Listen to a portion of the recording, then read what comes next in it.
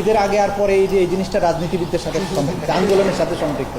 এটা আমাদের যে প্রসিকিউশনের স্ট্র্যাটেজি, তদন্তের যে স্ট্র্যাটেজির কারণেই আমরা দেখেছি যে শেখ হাসিনার যে কমান্ড রেসপন্সিবিলিটি, তার সব কিছু বাস্তবায়নের ডান হাত ছিলেন আইজিপি সাহেব।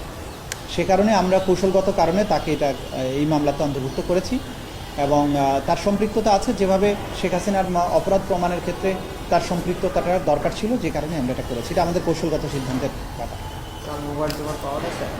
এখন পর্যন্ত পাওয়া যায় না, আমরা সার্চ করছি, আমরা চেষ্টা করছি, যে আশা করছি হয়তো পাওয়া যেতে পারে। দেখা যাবে। Thank you.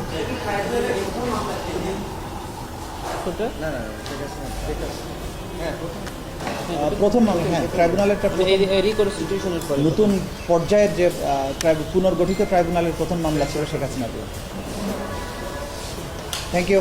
ঈদের আগে কোনো ও আচ্ছা, যেটা প্রশ্ন করেছিলেন, তদন্তের কাজ, তদন্তের রিপোর্ট ফাইনালাইজ করার প্রক্রিয়াটা চলমান আছে। আশা করছি যে খুব সহসাই এটার কাজ শেষ হবে। যেটা আমরা বলেছি সেটা, আর ঈদের আগে আর পরে এই যে এই জিনিসটা রাজনীতিবিদদের সাথে সম্পৃক্ত, আন্দোলনের সাথে সম্পৃক্ত, তদন্তের সাথে সম্পৃক্ত। Thank you.